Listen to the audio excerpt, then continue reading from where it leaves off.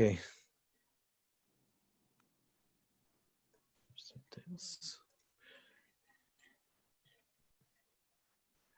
Okay, so we're start to get to the idea of blowing shofar. Let's start with the shofar itself. The main mitzvah of Rosh Hashanah, as we know, is blowing the shofar. The point of it is of two parts. Part one is the shofar. Which shofar we use, and in order that it has to be a kosher shofar. Actually, 3 points. Part two is who's blowing it, and part three is what kind of sounds to make. So let's start with the shofar. This, by the way, is pictures, just for making it more exciting. These are pictures of various shofars of the Rebbe from the Rebbe's library. So this is the shofars that were used by the Rebbe. Okay, so regarding the shofar itself, the shape of the shofar, the Mishnah tells us, shofar shel Rosh Hashanah shel Yoel Pashut, which is two things over here. A Yoel is a ram. Pashut means it's simple, it's straight. The Gemara has two opinions, whether it should be straight or it should be bent over. A straight shofar would be a shofar which is completely straight. Here you have a bent shofar, a shofar which is completely straight. The Gemara says there's two opinions. One opinion is called the Pashit Tvei Mali. The straighter it is, the better. The other opinion is called the Kaf of Tvei Mali. The more bent it is, the better. Interestingly, Chassidus explains the idea that there's two aspects that there are in Rosh Hashanah. One aspect is the simplicity, the simple acceptance of doing something with simplicity, simply accepting what Hashem says. And the other part is the kafuf, the bending ourselves over, the Kabbalah soil, and giving ourselves over to Hashem. And the question is, which is right? And of course, we have a little bit of both, because our shofar is not completely straight, but it's not either completely winded. What is the shofar made from? So in order for it to be a shofar, the number one thing is it has to be anything that we do a mitzvah with, has to be kshedim, mutarim ukshedim beficha. We say, leman tia teiras Hashem beficha, from which we learn that anything that a Jew does a mitzvah with has to be something that you would be able to eat. So it has to come from a kosher animal. That's number one. It can't come from a non-kosher animal. However, number two, although there is an opinion of the Rambam that it has to come from a ram, the Alter Rebbe says it can come from any kosher animal besides for a cow. The problem with the cow is because it is not really a shofar. The meaning of a shofar is something that is created hollow, and it has something inside it which we take out. Now, it doesn't matter how we take it out. We could drill it out and we could have some part of it inside it. Yes. But essentially, the way it grows on the animal, it has to be something that's hollow. It only has something that's inside it. Therefore, that's the idea of, that's what's called a shofar. Shofar means something hollow. A cow's horn is not hollow. A cow's horn is made of one piece, where the whole thing is filled in. So even though you drill it out and you make it hollow, since it didn't grow on the animal hollow, it's not considered a shofar. Every other animal, if you have that animal, it's considered a shofar. Of course, we try to have the shofar of a ram, the horn of a ram, because it reminds of Akedas Yitzchak. But if we don't have a ram, very often there's shofars that are being sold that are not of rams. There are shofars that come from different deers or different type of wildebeests or whatever it may be, from different types of wild deers and the like. Very often they're cheaper and easier, especially in Eretz Yisrael. They don't really have as easily the ram horns. But when we can, it should be a ram horn. Otherwise, it's kosher. Okay, now once we have the shofar, the shiur of the shofar, the measurement of the shofar has to be 1 tefach. 1 tefach is a lot smaller than most of the shofars we have. That's the amount. It has to be 1 tefach is about what can fit in a person's hand. Smaller than that is not good, but anything bigger than that is fine. Anything else is fine. Now the question is, and that often happens, it's Rosh Hashanah, you're going on Mivtzoim, and you have the shofar, it falls and it cracks. Take a look even right over here. You have a crack right at the tip of the shofar. It fell and it got a little crack. Now, the shofar has a crack or a hole is quite complicated. The halachas of it, in fact, in the Alter Rebbe's Shulchan Aruch, we are missing it. It was burnt by a fire or whatever it is. But the general rule to remember is as follows. If possible, obviously try and get a shofar without a crack, without a hole. If you have a shofar that has a crack in it, if the crack is towards the length of the shofar, it goes along the length of the shofar, even if it's the smallest crack, it's a problem. Because we say since you're blowing, the air that you're blowing is going to make the crack become bigger.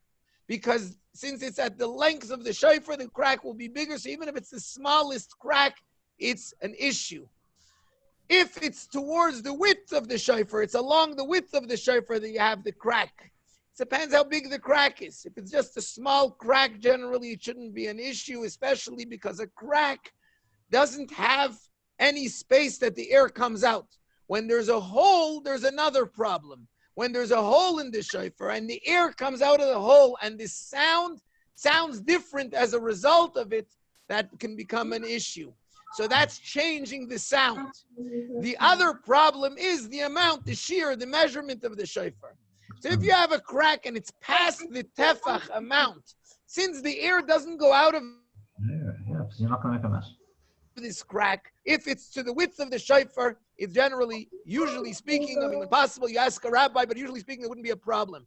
If there's a hole which isn't changing the sound of the shofar, generally speaking, that shouldn't be a problem if it's past the way the measurement of the tefach that it has to be. If it's a crack to the length, that's the biggest problem, because then we say that it's for sure the air is going to break it more. So generally, try and have a shofar without cracks, without holes. If you do, try and ask a rabbi. If you can't ask a rabbi, because on Rosh Hashanah, if it's a crack to the width and it's past the tefach, generally won't be an issue. If it's a hole even and it's not changing the sound of the shofar, will generally not be an issue. If it does change the sound of the shofar, that's where there can be an issue. Or if it's past that tefach, if it's before the tefach amount, if it's past the tefach amount, it probably wouldn't be an issue either. So that's the general ideas, just to know, to be careful from a crack or a hole in the shofar. Okay, now let's go to another thing which is important to remember, because a lot of people don't realize that. The sound that the shofar has to make, what sound does the shofar have to make? It doesn't make a difference. The halacha is, Kol hakolos ksherim b'shofar. All sounds, as long as that sound is a sound that came through the shofar. Even if it was air. The problem with air coming out of the shofar is that generally nobody can hear it. That's why there's an issue with it. But if essentially you were right next to the person and you heard the air that came out of your shofar, it's kosher. As long as the sound came out of the shofar. It doesn't have to have any specific sound. There's no specific halacha of the sound of the shofar. Obviously, if you want people to hear it, they have to hear the sound of your shofar. The other problem is when it's not the sound of the shofar that they're hearing, but they're hearing an echo of your shofar. For example, in today's time, if they tell you that you have to blow shofar in a plastic cage, and the people outside of that cage are hearing the echo rather than the shofar itself, that's an issue. If they're with you inside that cage, then they will hear the shofar together with you. But if they're hearing it from outside, then generally they may be hearing an echo. The same thing if you're far away from shul, because you're far away and the shofar sound, you couldn't hear it from close, that's fine. As long as it's not an echo that you're hearing the actual shofar itself, that's the issue that it has to be. All sounds are kosher with shofar. All sounds are kosher by shofar, but you have to hear the actual sound of it. That's what you have to hear. Okay, now before we go on to the sounds that we have to make with the shofar, let's also point out a few important points with regards to if you're going to blow shofar for other people. If you already heard the shofar, you already fulfilled the mitzvah of shofar, and you're going to blow for someone else, if possible, let them make the bracha. One of those people, let them make the bracha for all the rest of them. If for whatever reason it's not possible, you can make the bracha, even though you already heard it. You can make the bracha as many times as necessary, as long as there's someone else who still needs to hear the shofar, if that's necessary. It's better someone else should make it, but if not, you make the bracha, that's fine. They have to have in mind, they have to say amen, but that's fine as long as you have people there that need to hear it. That's providing that it's men that need to hear the shofar, because women are not obligated in the mitzvah of shofar. It's a mitzvah sasei shazman grama. Women are not obligated. If a woman wants to hear shofar, she can even make a bracha on the shofar. She can even blow her own shofar. A woman's allowed to blow the shofar, and you're allowed to blow shofar for a woman, even though usually on Yom Tov you can't just blow shofar for no reason. The Chachamim said, "Kedei lasis nachas ruach lenashim." In order to make the women happy, you have, the Chazal knew that you do whatever you can to make the women happy. So he said you blow the shofar whatever amount of times it is for women, as long as they need to hear the shofar, they want to hear the shofar, that's fine. You can't, however, you can't make the bracha because it's not an obligation. A woman can make the bracha, she can be mitzi the other women, or if one woman, she can make the bracha. You can't make the bracha if there's only women there. If there's a man there as well, you can make the bracha. And the other thing, like I said before, a woman can blow shofar for herself. If she knows how to blow shofar, she can make the bracha and blow shofar for herself. There's no halacha that has to be a man blowing the shofar. So that's, you can blow shofar for women, but you can't make a bracha if you're blowing for women. If you're blowing for a man and he can't make the bracha, or it's a bunch of men and for whatever reason you need to make the bracha, gesundheit. Now, when is the time of blowing shofar? It starts essentially from Alois HaShachar, from dawn. Chachamim said, don't start from dawn, start from sunrise, because people are not sure when the sun rises, and therefore the Chachamim said, wait till sunrise. You can blow shofar till Tzeisak Echavim, till Nacht, which means if there's someone that didn't hear shofar and you need to blow till Nacht, you can blow till Yom Tov is out. You can blow and make a bracha for the person who needs to hear shofar. There's a story. They say the Rogatchover Goin was one time discussing the halachas of shofar and what you should blow. Please, everybody, mute yourself. It was discussing what you should blow, what you shouldn't blow, how many times to blow, and he said an interesting thing. He says that's all till Nacht, till Matzah Yom Tov. Once it comes Nacht, you can blow as much as you want.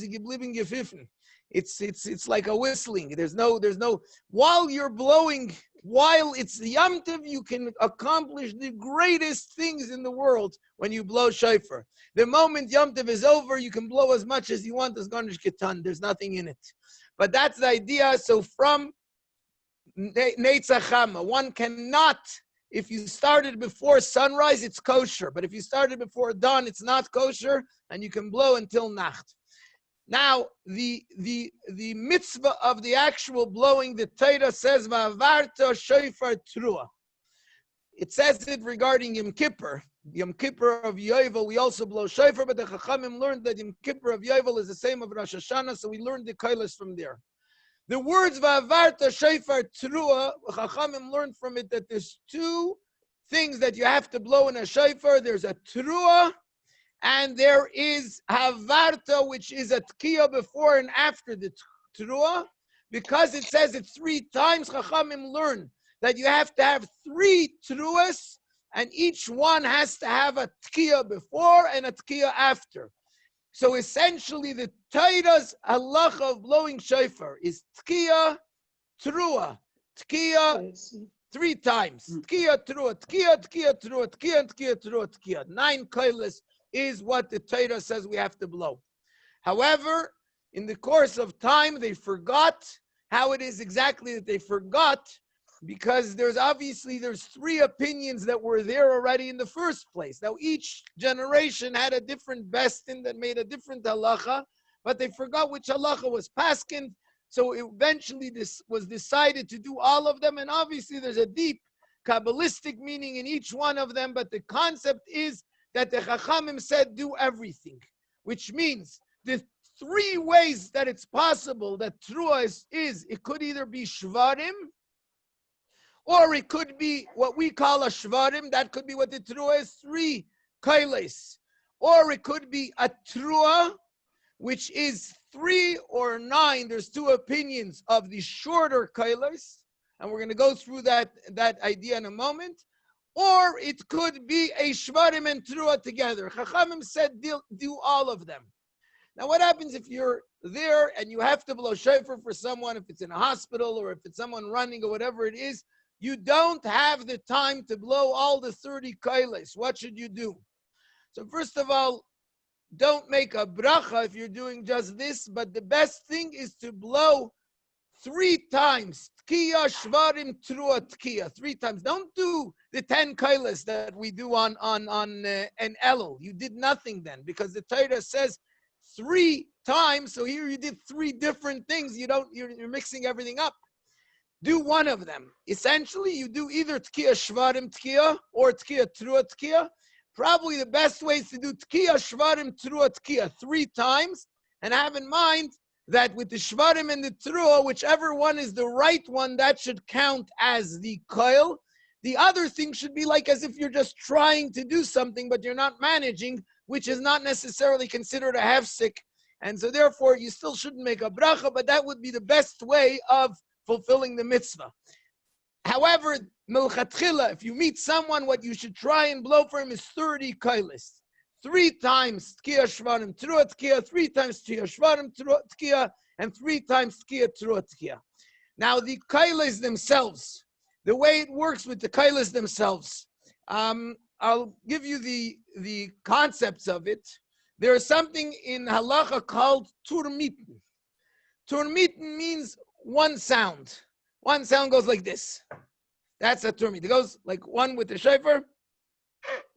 That's what we call one turmit. Now, there's different opinions in the Alter Rebbe, but to make it simpler, and we're chayshish for both opinions, but let's make it simpler with the way that it would be best to do it, and that is the following. Regarding a tkiya, tkiya is probably the easiest thing.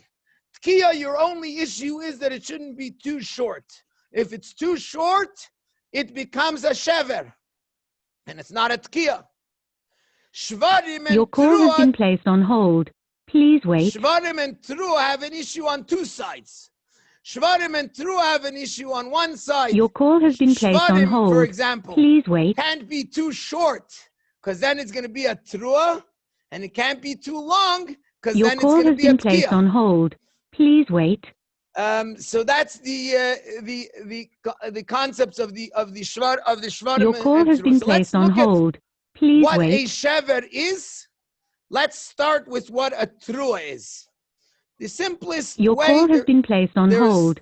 Please wait. The simplest way, the way we do it, is we do 9 turmiten. Now, in general, just Your call has been placed on hold. as a matter of interest, the Chabad custom, the Rebbeim would do more than 9 many times. So you're allowed to do as many turmiten as you want. I think the Rebbe Maharashitz brought, sometimes he did 72 or something, sounds in the Trua. You can do as many sounds as you want, and on the contrary, the Chabad custom is we try and do more than 9. But the minimum is 9.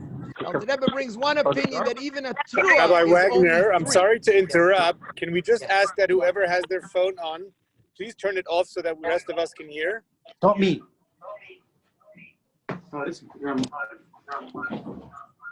Okay. Shoot. Thank you. So let's look at a trua, at what a trua is, and then from that we'll understand better the shvarim. Okay, so a trua, the turmiten, is like this.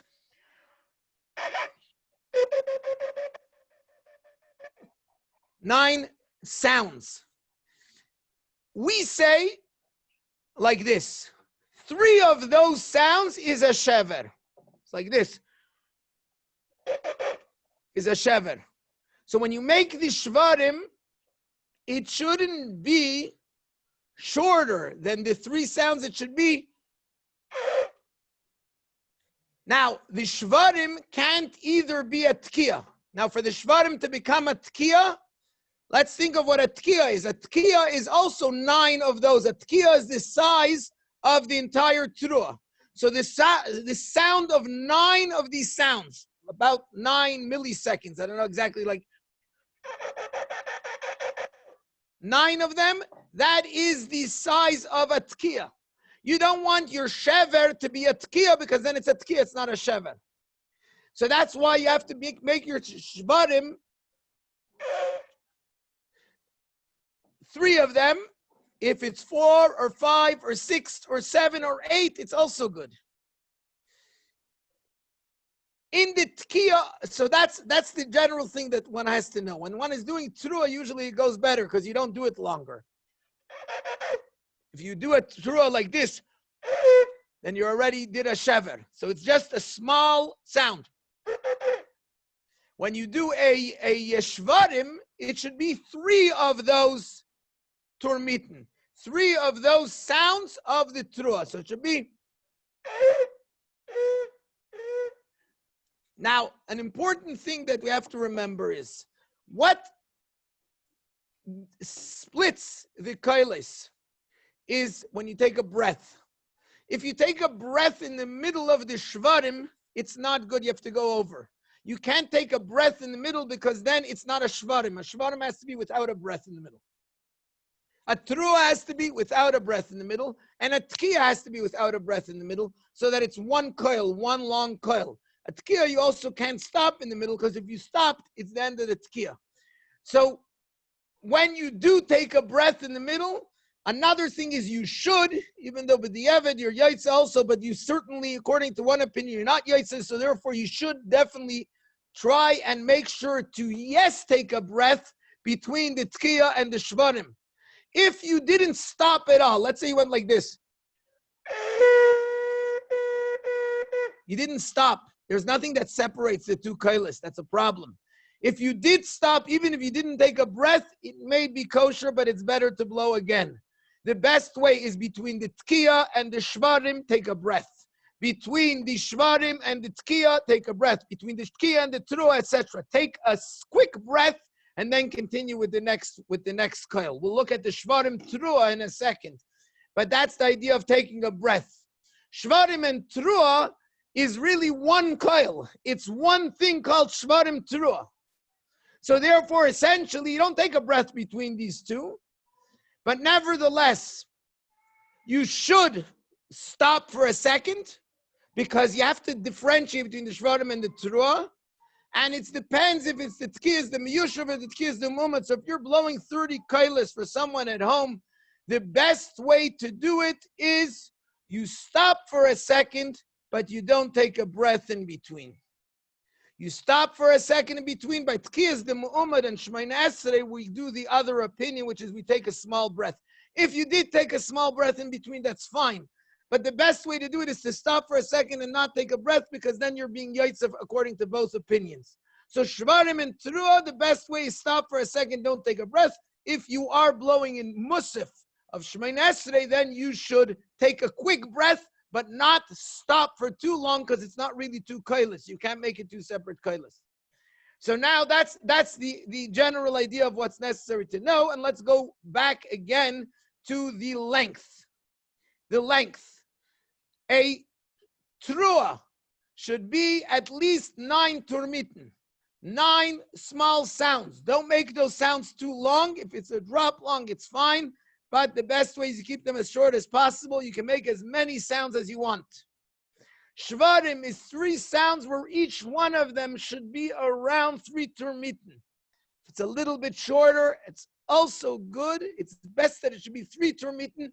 If it's longer, it's good up until 9 turmiten.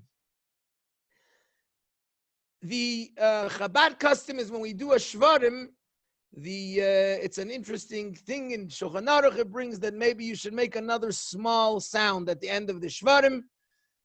The Rebbe, right after the Rebbe, when the Rebbe started blowing shofar, the Rebbe wrote a letter to Rabbi Yaakov Landau, who was a Rav in Bnei Brak. He was the Rav by the Rebbe Rashab, and he asked him, how were the Tkiyas by the Rebbe Rashab? And Rabbi Yaakov Landau wrote back to the Rebbe, what do you care? We don't machnach, we don't copy. The Rebbe Rashab did it. And in fact, he wrote to the Rebbe an interesting thing. He said that, I think he said, my father told me or something like that. He said a lot of things that were in the Rabbeim's tkiyas were things that for the simple person, it seemed like there were questions on how does it work. But he said, what do you mean? What's the difference? It's the Rebbe who's blowing. If he's blowing, he knows what he's doing. We have to listen. We don't have to worry about how he's blowing. To copy him, that's not our business. The Rebbe wrote back to him an interesting thing. The Rebbe said, yes, it's true that in Chabad we don't copy what the Rebbe does.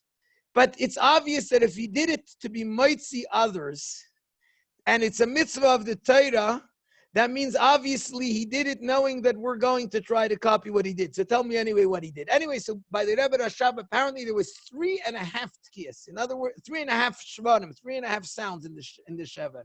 Which means it's not a full shever, it's like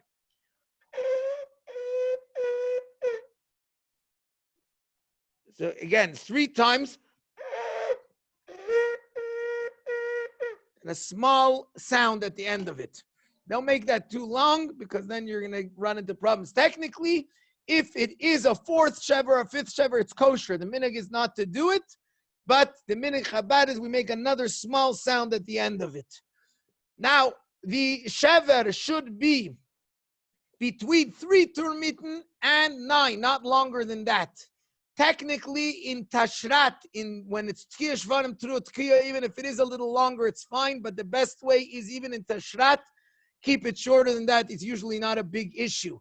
Don't keep it too short. Don't make it as short as a Trua, so make it like 3.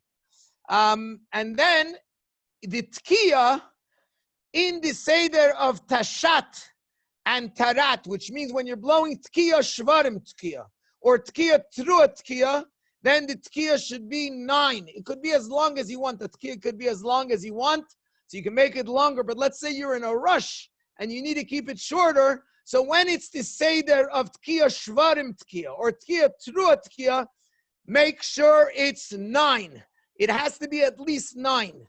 When it is Tkiya Shvarim Trua Tkiya, because the Shvarim is longer, because the Shvarim is a double one, the Shvarim is a Shvarim Trua, then it should be 18 because the Tkiya should be as long as the Trua. The Trua over here is a Shvarim and a Trua together, the Tkiya should be longer. If it was shorter, you're Yaitza, but the best thing is when you need a rush the Tkiya of the Shvarim Seder, and of the Trua Seder, not of the other Seder. That's in general with regards to the sounds. So this is the sounds.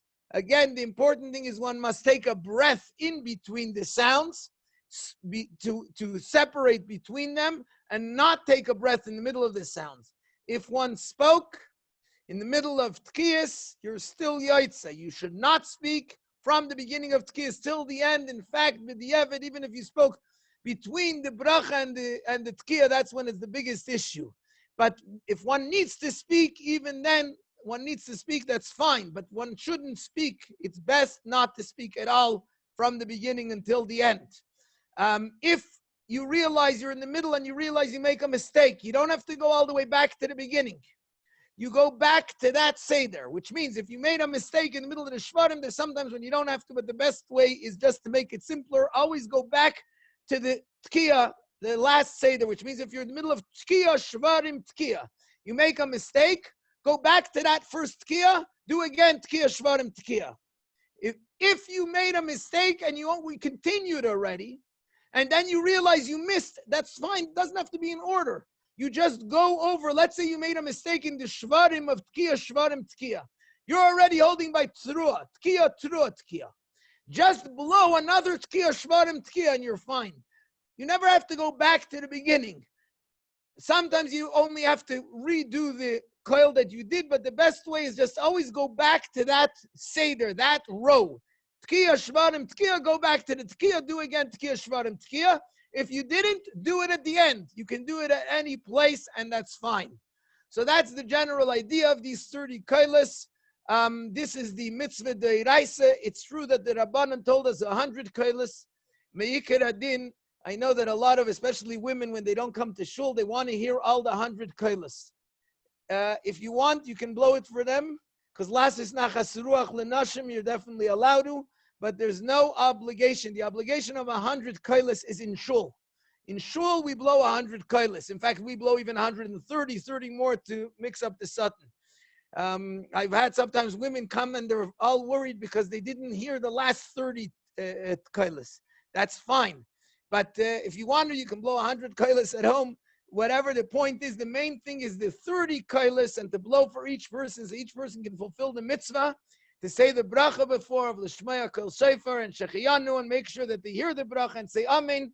If the person who's hearing, if you already hear, so the person's hearing, let them make the bracha. If it's a woman, she has to make the bracha. If it's a man, you could make the bracha technically, and to do it any time between Netzach Chama and Tzeisa Kechavim. To blow, the main thing is we should get to the shofar gadol. We should hear the big shofar, which will have one halacha, and that is whatever it is that the Eibishter decides. We should hear the shofar gadol l'cheiruseinu. Rabbi Wagner, thank you very, very much. Thank you. You clarified a lot there. And anybody who has any questions can either WhatsApp Rabbi Wagner directly, or you can WhatsApp us and we'll pass it on to him. Thank you very much for joining, guys. Yeah. Ah.